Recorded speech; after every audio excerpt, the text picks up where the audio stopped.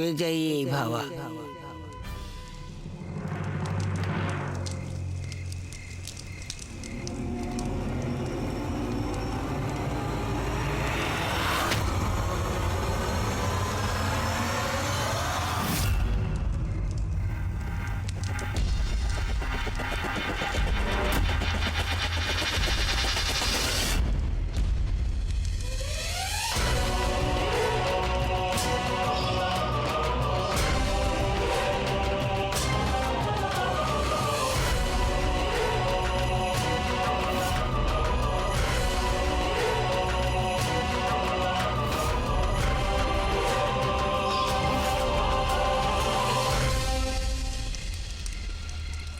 మీరు తురుపు ముక్క తీశారు కదా, అది పడ్డాక మనం లక్ష్యం సాధించటాన్ని ఎవరూ ఆపలేరు.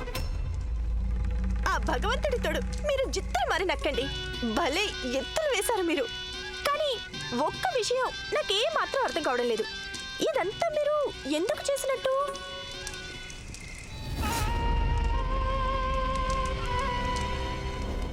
ఇది చూసారా? ఇది రాణా గారి తాతగారు సూర్యవదన్. వారు మా భర్త. మేం రెండవ భార్యగా వచ్చాం. రెండవ భార్య. ఇక ఇది రాణా గారి తండ్రి దేవవర్ధన్. ఇదైతే మా పుత్రుడు చంద్రవదన్. అంటుంటారు రాజవంశాల్లో ఇద్దరు భార్యలుంటే ఇద్దరికి సమాన గౌరవం లభిస్తుందని. శుద్ధ అబద్ధం. ఖడ్గానికి చురకత్తికి పదును రెంటికి సమానమైనప్పటికీ స్థాయి మాత్రం ఒకటి కాదు. రాజుగారి చేతిలో ఎప్పుడూ ఖడ్గమే ఉంటుంది. చిన్నదనే అవమానాన్ని సహిస్తూ సహిస్తూ చురకత్తి ఎదురు తిరిగి ఎప్పుడు దాడి చేస్తుందో ఎవరు చెప్పలేని విషయం.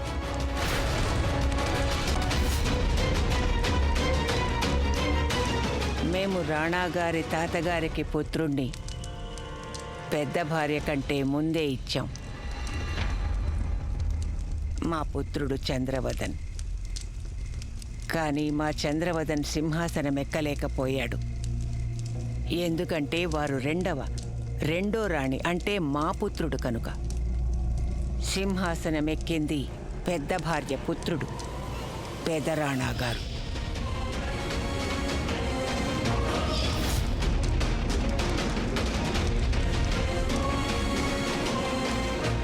ఇక అప్పుడే మేము నిర్ణయించుకున్నాం, ఒకవేళ ఆ కాళీమాత మా జాతకంలో రాజయోగం రాయడం మర్చిపోయి ఉంటే మేమే ఇతరుల రక్తంతో స్వయంగా మా జాతకంలో రాజయోగం రాసుకోవాలని. మేము ఈ వంశాన్ని వృద్ధి చెందనివ్వం. రాణా ఇంద్రవదన్ ఈ వంశంలో ఆఖరి వారవుతారు. అందుకే అప్పుడు రాణా ఇంద్రవదన్ సింగ్ సులక్షణని వివాహం చేసుకోగానే మేం వారిద్దరినీ వేరు చేసేసాం.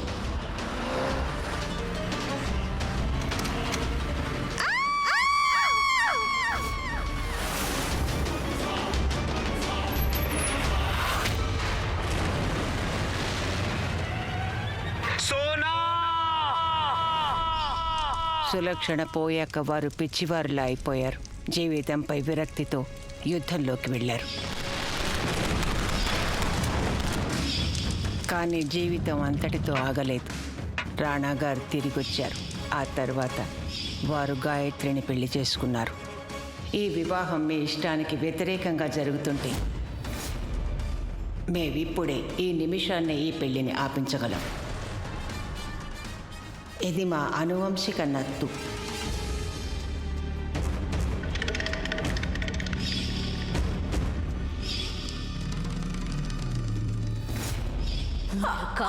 అలాంటి మండపమే వేయించారు కదా రాణిగారికి వారి గతం గుర్తు చేయడానికి.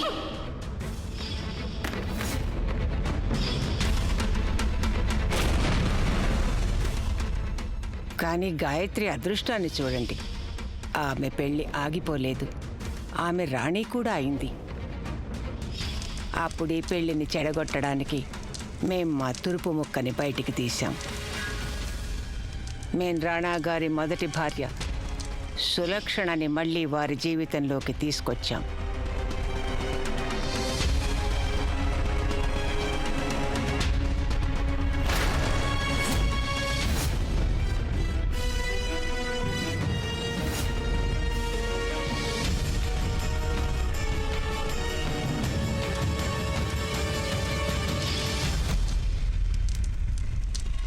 తస్సదియా, మళ్ళీ తీసుకొచ్చింది ఈ చంకి. ఇందులో నువ్వేం చేసావని?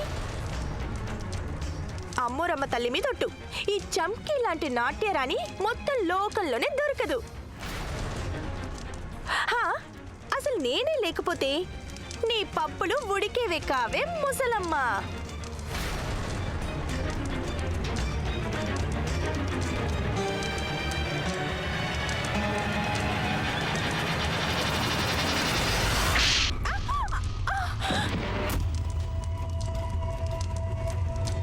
మమ్మల్ని నువ్వు అనరు, మీరు అనడం నేర్చుకో. మర్యాద తెలియదా పిల్ల? తురుపు ముక్కవి నువ్వు కాదు, నువ్వు తొడుక్కునే ఆ మాస్క్. నీలాంటి నాట్యకత్తెలు బజార్లో దమ్మిడీకి 100 మంది దొరుకుతారు. నీ హద్దులు తెలుసుకో. ఈ పెదరాని అమ్మతో పేజీ పెట్టుకున్న వారెవరూ బతికి బట్ట కట్టలేదు. ఇక ఇక్కడి నుంచి బయలుదేరు. అయితే ఒకటి గుర్తుంచుకో, మళ్ళీ ఇలాంటి పిచ్చి వేషాలు వేయకు.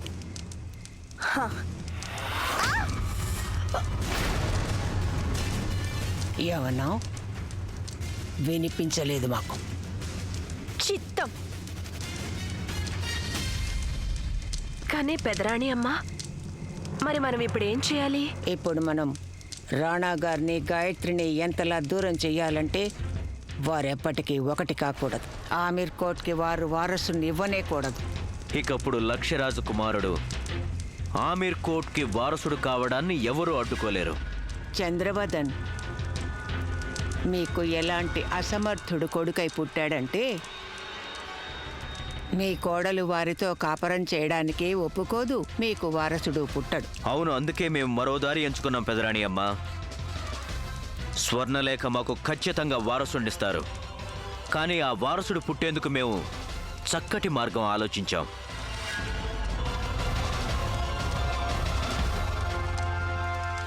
ఈసారి మాత్రం మనకి ఈ సింహాసనానికి మధ్య ఎవరు రాలేరు. ఈ పర్యాయం మాకు రాజ్యాధికారం దక్కడాన్ని అడ్డుకునేవారు ఎవ్వరూ ఉండరు.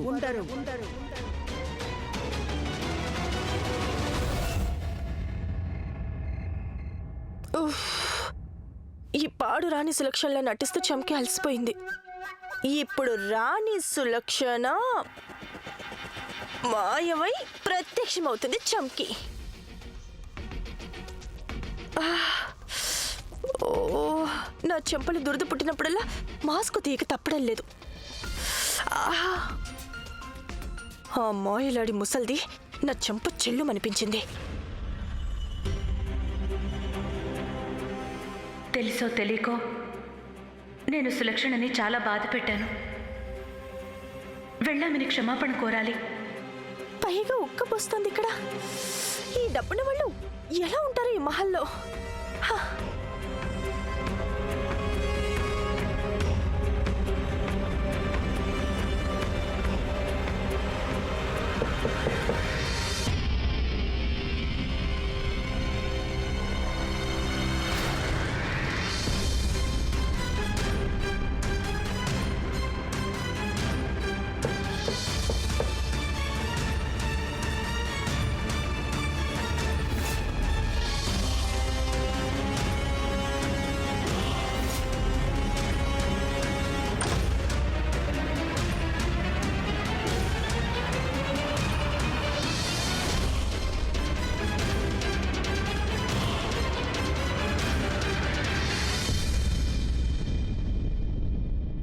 సులక్షణ, మిమ్మల్ని క్షమాపణ కోరాలని వచ్చాను.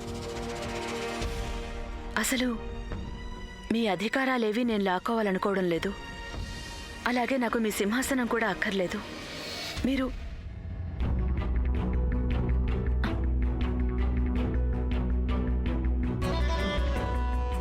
మీరు విశ్రాంతి తీసుకోండి.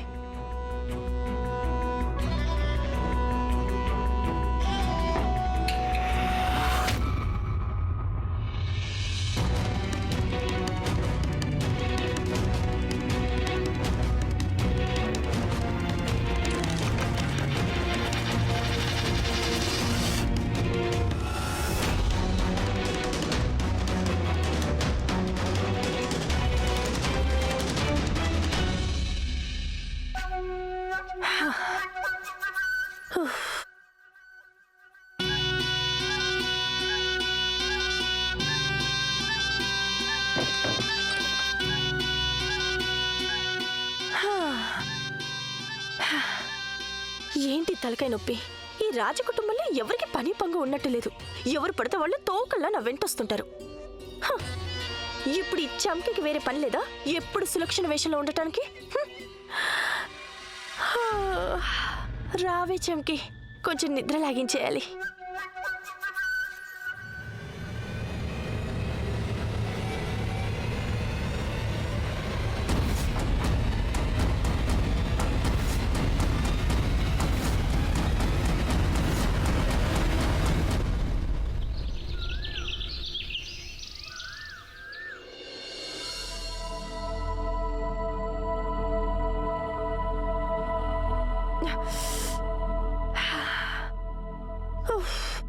ఏంటి గదులు ఇంత వేడుకుంది?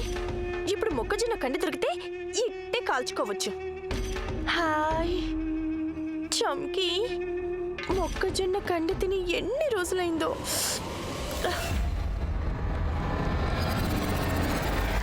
సరే, నువ్వైతే లేచావు. ఇప్పుడు సులక్షణ రాణిగానే లేపే సమయం అయింది. ఎక్కడున్నావు తల్లి? ఎక్కడ? ఇక్కడున్నావా? సరే, ఇప్పుడు నేను మారిపోతాను రాణి సులక్షణలా.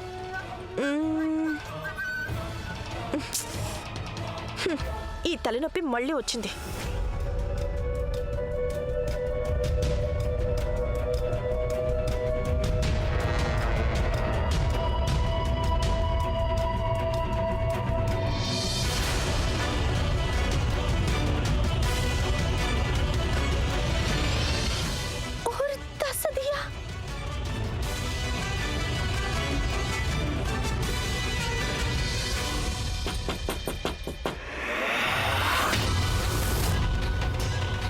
సులక్షణ,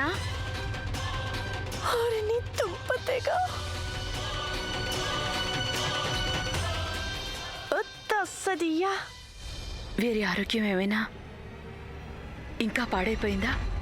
ఇప్పుడు ఏం చేసేది?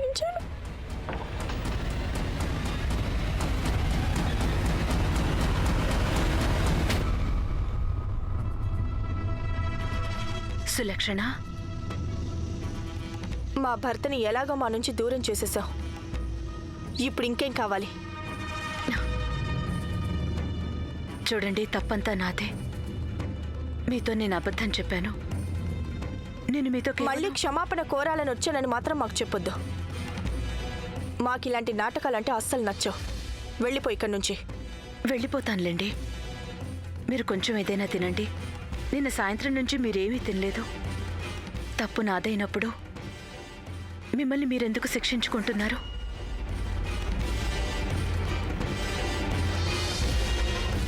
మేం చచ్చినా బతికినా ఎవరు ఏమీ పట్టించుకోరు. అలా మాట్లాడకండి, నాకు బాధగా ఉంటుంది.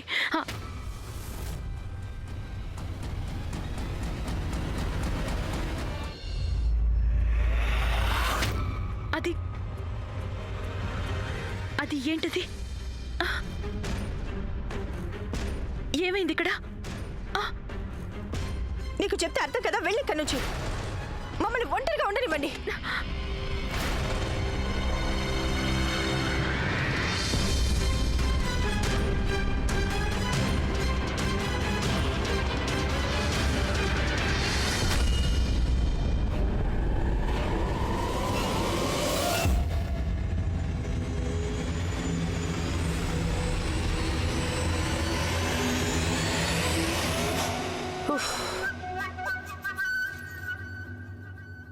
కుక్కలు ఎముకల కోసం పరిగెత్తినట్టు ఈ గాయత్రి నా వెంట పడుతుంటుంది.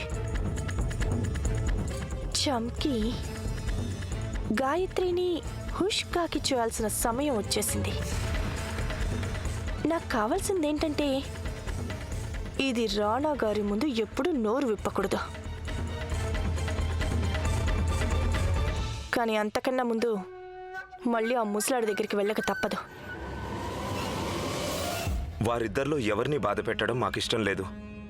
కానీ మేం ముగ్గురం బాధపడుతున్నాం. ఇదెక్కడి సంకటం పెదరాణి అమ్మ? ఇది మనసుకి తగిలిన గాయం రాణా గారు. అంత త్వరగా అది మానిపోదు. అయినా మీరు ఇంత త్వరగా గాయత్రి ప్రేమలో పడిపోతారని మేమెప్పుడూ ఊహించనే లేదు. మీరు పరిస్థితులతో రాజీ పడి ఈ పెళ్లి చేసుకున్నారనుకున్నాం. అయినా మీరు మీ సులక్షణ నిజానికి ఎప్పుడు ఎలా జరిగిందన్నది మాకు తెలీదు. మేము గాయత్రిని ఇంతగా ఎందుకు ప్రేమిస్తున్నాం అన్నది కాదు. సులక్షణను చూశాక కూడా మాకేమీ అనిపించడం లేదు. ఆమె మా ముందే నిలబడి ఉన్నా, మాతో మాట్లాడుతున్నా మాకు మాత్రం మునుపటి అనుభూతులేవి కలగడం లేదు. ఒక్కోసారి మాకు ఆమె సులక్షణ కాదు, ఎవరో అపరిచితురాలనిపిస్తోంది.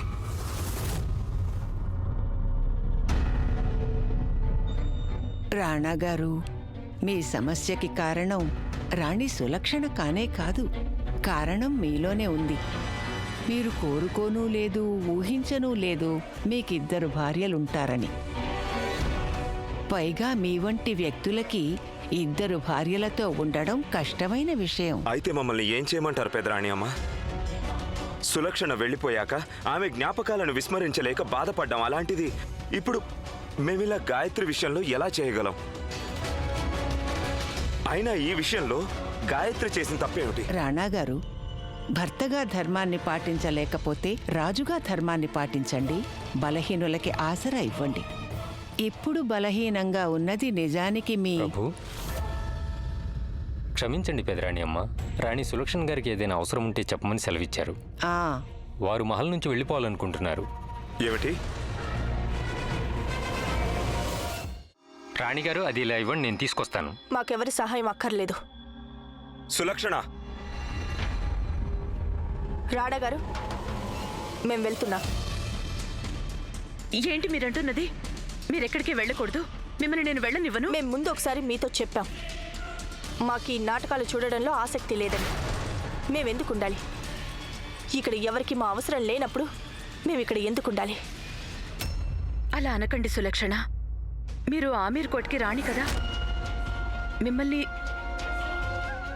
మొదట రాణా గారు ప్రేమించింది మిమ్మల్ని.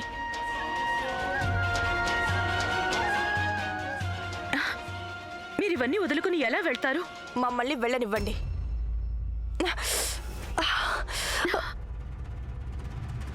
రాణి సులక్షణ, రాణి సులక్షణ, మీకేం కాలేదు కదా? మీరు ఈ విధంగా ఇవన్నీ స్వయంగా ఎందుకు తీసుకొచ్చారు సులక్షణ? ఏదైనా అవసరం వస్తే ఎవరినైనా పిలిపించొచ్చు కదా.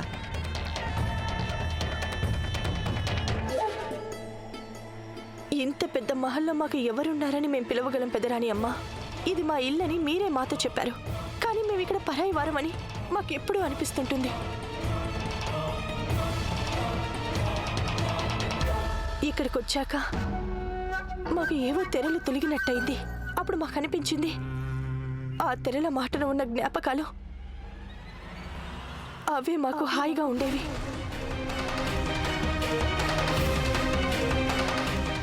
ఒకప్పుడు మేమే రాణా గారి సర్వస్వం. కానీ ఇప్పుడు వారి జీవితంలో మాకు ఏ స్థానమూ లేదు. రాణా గారికి మేము ఉన్నా పోయినా కూడా ఏ బాధ ఉండదు.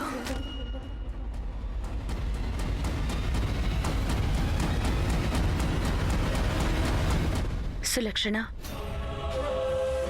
ఇందులో రాణా గారి తప్పేమీ లేదు. వారు ఏ పాపం ఎరుగరు. వారు కేవలం మీ జ్ఞాపకాలతో తమ జీవితాన్ని గడిపేవారు. అనుకోని కొన్ని కారణాల వల్ల వారు నన్ను పెళ్లి చేసుకోవాల్సి వచ్చింది.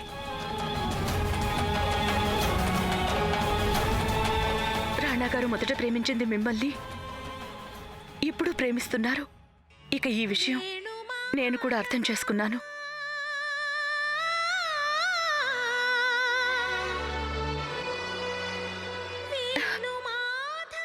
నిజానికి దోషం అంతా నాదే, అదే వాస్తవం. నేను మీ ఇద్దరి మధ్యకి వచ్చాను.